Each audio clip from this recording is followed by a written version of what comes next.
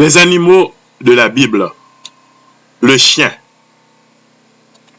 En Orient, le chien n'est généralement pas un animal domestique.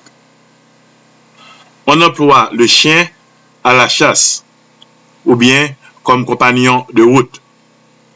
Tobie, chapitre 6, verset 2, chapitre 11, verset 4. On emploie surtout le chien comme gardien du troupeau. Judith, chapitre 11, verset 19, Job, chapitre 30, verset 1, Isaïe, chapitre 56, verset 10. Le plus souvent, le chien vit à l'état sauvage.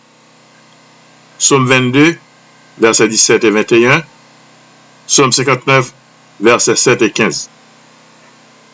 Le chien sauvage se nourrit de déchets. Il ne dédaigne même pas les charognes et les cadavres. Deuxième livre des Rois, chapitre 9, versets 10 et 36, Psaume 68, verset 24, Jérémie, chapitre 15, verset 3. Le chien est le concurrent de l'hyène. Siracide, chapitre 13, verset 18. Le chien se charge de la propreté des rues. Il devient parfois même l'instrument de la justice divine. Premier livre des Rois, chapitre 21, versets 19 et 23, chapitre 22, verset 38, Jérémie, chapitre 15, verset 3. Le chien est le symbole de l'animal méprisable à cause de sa servilité. On peut lui jeter de la viande impure. Exode, chapitre 22, verset 30. Le chien est également le symbole de l'homme abject. De Samuel, chapitre 3, verset 8.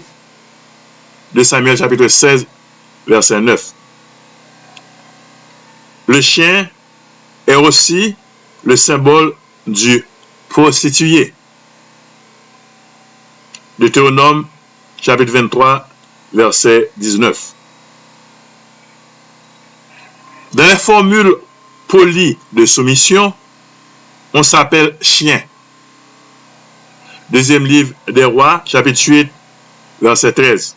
Ou encore, dans ces formules polies de soumission, on s'appelle chien mort.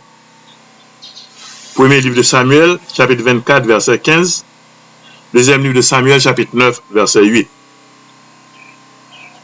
On appelle aussi les autres du nom de chien. Deuxième livre de Samuel, chapitre 3, verset 8. Chapitre 16, verset 9. Les Juifs donnaient parfois le sobriquet de chien à un païen, à quelqu'un qui ne connaissait pas la loi. Dans le christianisme primitif, le mot chien a conservé son sens péjoratif et désigne ceux qui n'acceptent pas ou bien combattent le message évangélique. Matthieu chapitre 7, verset 6, ne donnez pas les choses saintes aux chiens. Dans Matthieu chapitre 15, verset 26, Jésus emploie une image en partant de la constatation courante qu'on donne d'abord à manger aux enfants et qu'on jette ensuite les reliefs aux chiens.